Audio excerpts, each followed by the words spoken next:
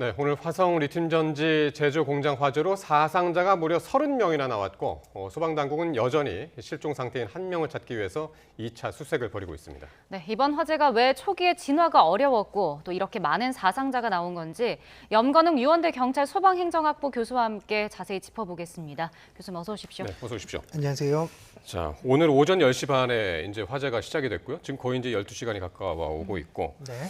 오후 3시가 넘어서 이제 불길이 잡혔다고 그러는데 네. 오늘 이제 뭐 사망자 지금까지 이제 22명 기록하고 있고요. 왜 이렇게 피가 컸을까요? 일단은 리튬 전지 공장이라는 특징 때문에 일단 이 부분에서 폭발이 계속 일어났고요. 여기에 이제 연소가 되면서 또 유해 물질이 굉장히 많이 발생을 합니다. 리튬 전지가 이제 타면서 여기에 이제 유해 물질이 각종 유해 물질들이 많이 나오거든요. 이제 그런 것들이 이제 공장 안에 가득 차게 되면서 네. 일단 진화가 어려웠는데 아까 YTN에서 보도하셨지만 진화 방식을 결정하기가 굉장히 어려웠을 것 같아요. 왜냐하면 리튬 전지라고 하는 것은 그러니까 일반적으로 공장에서 화재가 났을 때는 그냥 물을 뿌려버리거든요. 그래서 지금 주 지점을 진압을 한 다음에 그 다음에 나머지 잔불들을 정리하는 과정으로 이어지는데 이번에는 리튬 전지 공장이기 때문에 리튬 전지는 이걸 물이 닿게 되면은 오히려 더 폭발을 해버립니다. 그러니까 기본적으로 일반적으로 소방에서 쓸 수 있는 화재 진압 방식을 사용할 수 없었다는 거죠. 그렇기 때문에 여기서 그럼 과연 어떤 방식을 여기 적용해야 될까 이것을 상당히 고민했을 것 같아요. 리튬 전지가 추가적으로 또 폭발하면 안 되기 때문에 그래서 또 아까 말씀드렸듯이 여기에 여러 가지 그 유독가스들이 특히나 뭐 불산이나 벤젠 이런 것들이 나와요. 그러니까 이게 호흡곤란이라든지 뭐 두통이라든지 이런 것들이 오는 그런 유해 물질들이 유독가스들이 있기 때문에 여기에 이제 소방대원들이 진입할 때 구조대원들이 진입할 때도 굉장히 그 장구들 보호 장구들을 잘 갖춰야지 또 진입을 할 수 있어요. 왜냐하면 과거에 우리가 또 소방대원들이 무리하게 진입했을 때 소방대원들이 희생되는 경우들도 있었기 때문에. 그런데 오늘은 말이죠. 저 이제 화면을 보면은 지금 물을 뿌리고 있거든요. 네. 오늘 같은 경우는 조금 상황이 좀 달랐던 것 같습니다. 네, 지금 소방 당국에서 밝히기로는 처음에는 이 리튬 전지 때문에 좀 고민을 했었는데 리튬 전지가 좀 많이 없었다라고 해요. 그래서 일반적인 방식으로 또 전환해서 지금 물을 뿌려서 진압을 했다라고 밝히고 있습니다. 그렇군요. 그러니까 진화 방식을 좀 결정하느라 초반에 시간이 걸린 것 같다 이렇게 짚어주셨는데 이번 화재가 사실 리튬 전지 완제품을 좀 검수하고 포장하는 단계에서 불이 났다라는 목격자 진술이 있었거든요. 근데 이게 다 만들어진 완제품에서도 이렇게 불이 날 수 있는 건가요? 가능한 얘기입니다. 지금 일단 보여줬고요. 오늘 그 사고에서요. 왜냐하면 여기 그 목격자 진술에 의하면 배터리셀 하나에서 폭발적으로 연소가 되었다라고 했거든요. 그러니까 무슨 얘기냐면 지금 일단 추정이에요. 목격자 진술에 의한 추정이지만 배터리셀 하나가 폭발했고요. 그 폭발이 연쇄적으로 다른 배터리셀의 폭발로 이어진 거거든요. 그러니까 무슨 얘기냐면 이걸 열폭주라고 하는데요. 이제 배터리가 뭐 고온이 됐고요. 그러니까 이게 무슨 얘기냐면 배터리가 구성된 게 양극, 음극, 그러니까 분리막, 전해막 이렇게 구성돼 있습니다. 근데 이제 분리막이 손상되면 이게 양극과 음극이 접촉해서 과열되게 돼요. 이게 결국 화재와 폭발로 이어지는 건데, 그러니까 배터리셀 하나가 보호막이 손상됐고 이것이 열폭주로 이어졌다. 그래서 다른 배터리셀에도 또 열폭주가 이어졌다 이렇게 봐야 될 것 같아요. 그렇게 연쇄적으로 조금 막 무슨 불꽃이 튀었군요. 맞습니다. 그러니까 여기 이제 가스가 분출이 되게 되는데 이 가스가 분출되고 축적되고 이게 같이 폭발이 이제 다른 연소와 이어지면서 연쇄적으로 또 이게 폭발이 이어지는 거죠. 네. 오늘 애초에 이제 실종됐다고 알려진 근로자들이 전부 이제 사망한 채로 그렇게 이제 발견이 됐는데요. 근데 소방당국 발표를 조금 전에 보면은 리튬 전지에서 발화가 확인된 뒤에 15초 만에 연기가 가득 찼다.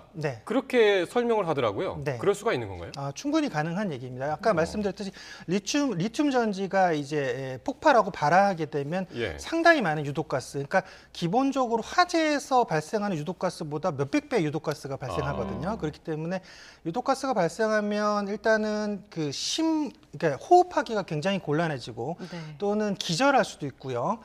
그래서 이제 결국은 이분들이 급속도로 이 화재가 번진 걸린 것 같아요. 현장에서 지금 근데 말씀하셨듯이. 자체 진화를 하려고 했는데 그걸 실패했다. 그렇게 보더군요. 네, 가능한 얘기입니다. 이것도 예. 자체 진화를 시도했을 수 있죠. 112 친구가 예. 더불어서 자체 진화를 했을 수 있겠지만 이게 아까 말씀드린 리튬 전지이기 때문에 이게 이제 화재 특성이 다른 거예요. 기본 다른 화재과 다른 게 폭발과 함께 급속도로 지금 가연성 물질들, 유해가스들이 퍼져버린다는 이런 특징을 갖고 있기 때문에 이게 아마 2층에서 이제 발생한 이 화재와 연기가 아주 급속도로 퍼졌을 겁니다. 그래서 여기 보면 계단이 2개가 있어요. 네. 그러니까 이제 탈출로가 2개가 있었다는 얘기죠, 한마디로.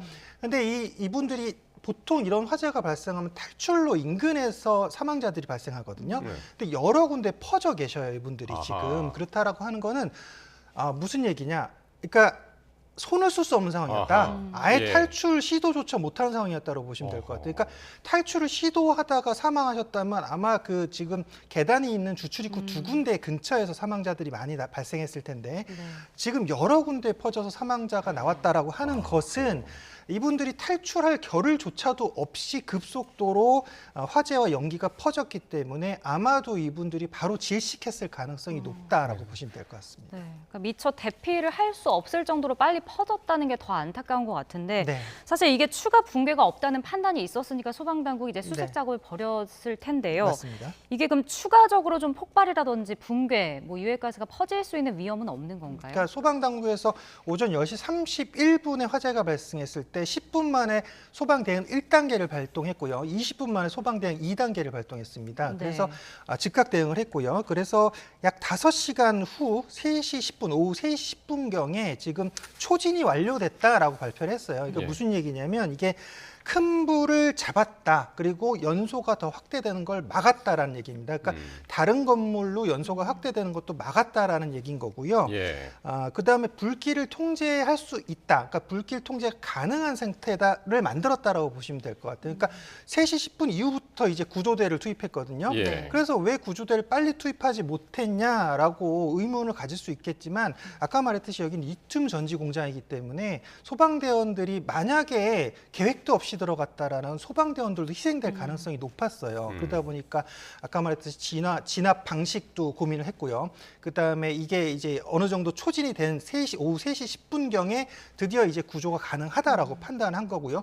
불길도 어느 정도 이제 잡아가지고 통제를 할 수 있는 소방에서 통제할 수 있는 선에 놓았기 때문에 이때부터 이제 본격적으로 구조 작업을 시작했다라고 볼 수 있죠. 예. 이제 소방당국이 경찰하고 이제 국과수하고 함께 현장 감식을 할 텐데 네. 어떤 지점에 주목해서 봐야 될까요? 지금 바로 경기남부경찰청에서 130명 규모의 수사본부를 구성했거든요. 구축했는데 이게 결국은 지금 사망자가 굉장히 많이 나온 사건입니다. 안타까운 사건이고요. 22분이나 희생되셨기 때문에 이 사건의 지금 원인이 무엇인가를 밝혀야 되는 부분이 지금 우리가 숙제로 남아있는 거예요. 그러다 보니까 지금 일단은 진화는 완료가 된 것 같아요. 소방당국에서 진화는 완료된 것 같고 지금은 인명수색도 지금 구조자들, 그러니까 지금 지금 실종자들에 대해서 지금 일단은 파악은 다 한 거예요. 다만 이분들이 지금 안타깝게도 시신이 소사가 됐습니다.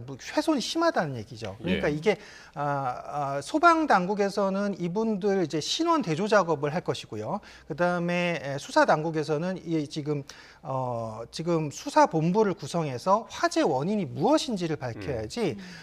분명히 왜냐하면 배터리 셀 하나가 튀었는데 그것이 여러 셀로 옮겨부터 또 이것이 큰 폭발로 이어지고 22분의 사망자가 발생했다라는 것은 분명히 지금까지 한 번도 없었던 지금 리튬 전지 폭발 사고인데 이것이 왜 발생했을까? 그리고 심지어 지금 2층 같은 경우는 검수 포장하는 곳이에요. 그러니까요. 만드는 곳도 아니에요. 왜 검수 포장 단계에서 이런 지금 사고가 발생했을까? 굉장히 의문스러운 대목이거든요. 그러니까 이 검수 포장 단계에서 뭔가 문제점이 있지 않았냐? 그럼 이것은 분명히 어떤 관계자 중에 어떤 사람이 잘못한 것도 있을 수 있지 않겠냐. 이걸 이제 수사본부에서 주목하고 있는 지점이거든요. 일단 CCTV는 있는 것 같습니다. 아까 처음에 이제 진화를 하려고 그러다가 손도 못 쓰고 이제 15초 만에 번졌다라고 하는 걸 보면 CCTV도 상당히 이제 중요한 증거가 되겠죠. 맞습니다. 보통은 이제 목격자 진술하고요. 그다음에 CCTV 발화 지점 확인하고요. 또 현장 검증에서 발화 지점이 실제로 어디인지 보통은 이제 이번 사건과 다른 창고 화재가 공장들 같은 경우는 전기 발화에 의해서 많이 발생하거든요.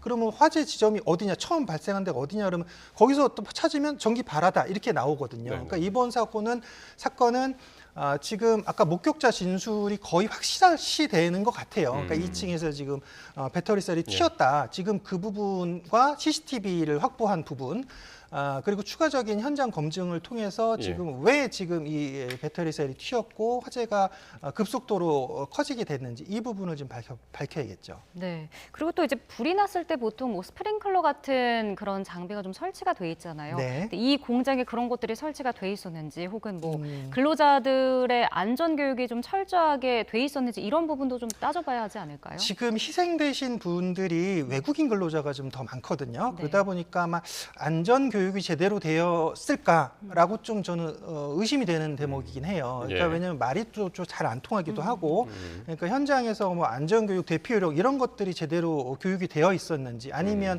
현장에서 이 안전 동선이 확보되어 있었는지 이런 것들을 좀 확인해 봐야 될 것 같고요. 네. 그리고 지금 여기 우리가 안전 설비가 이제 뭐 별도의 안전 설비가 되어 있지 않을까라는 그런 의문을 가질 수밖에 없는데, 이 소방에서는 개입할 수 있는 부분이 없어요. 시설 이게 만들어진 이후에 소방에서 이 위험물에 대한 대응 절차가 있습니다. 위험물 시설에 대한 표준 작전 절차가 있어가지고 리튬 전지라든지 이런 화학물 특성에 대한 대응 절차는 있는데, 지금 이건 그러니까 이 사업체이기 때문에 이 사업체에 대해서 소방이 여기에 대해서 어떤 것들을 제어하고 통제하고 이런 부분이 사실 구체적으로 좀 마련되어 있지 않은 부분들이 있어요. 그래서 그러니까 이게 사실은 이번에 리튬 전지 화재 사고는 우리나라에서 아마 최초로 지금 발생한 것 같거든요. 아마도. 그러니까 이게 새로운 어떤 화두를 제시하는 거예요. 그러니까 우리가 지금 리튬 전지가 사용되는 것이 굉장히 많잖아요. 지금 뭐 전기 자동차까지 사용을 하는데 이게 지금 물론 전기 자동차 같은 경우는 이제 보호막으로 감싸져 있기 때문에 이런 것들이 좀 화재 위험성이 좀 적지만요. 지금 여기는 공장에서 직접 리튬 전지가 튀어서 화재가 발생했다. 충분히 앞으로도 그런 화재가 발생할 가능성이 높다라는 걸 보여주는 거죠. 그러니까 지금 김동연 경기지사 같은 경우도 86개 경기도에 있는 리튬 사업장을 종합 점검하겠다라고 밝힌 거는 위험 신호를 감지한 거예요. 그러니까 지금 이것이 앞으로 우리나라의 리튬 전지 공장에도 또 다른 이런 위험들이 발생할 가능성이 충분히 있다. 그러니까 이런 부분에 대해서 좀 종합적으로 점검할 필요가 있다. 그래서 제가 여기저기 살펴봤을 때 이제 유해 화학물질 취급 업체, 공장 운영 허가라든가 전기 안전 점검 이 권한은 이제 정부에 있다고 하더라고요.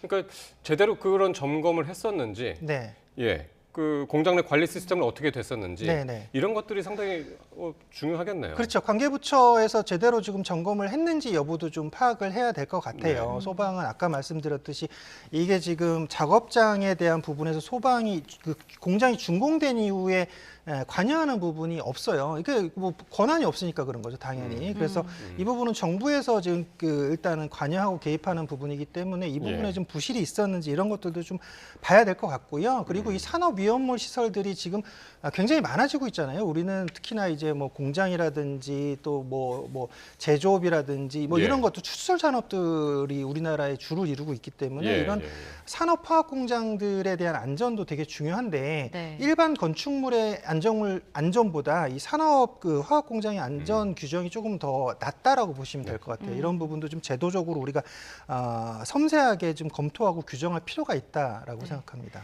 알겠습니다. 뭐 화재 참사가 반복되지 않도록 좀 앞으로 대비를 철저히 해야 될 것 같습니다. 자, 지금까지 염건웅 유원대 경찰 소방행정학부 교수와 함께 이야기 나눠봤습니다. 오늘 말씀 고맙습니다. 감사합니다.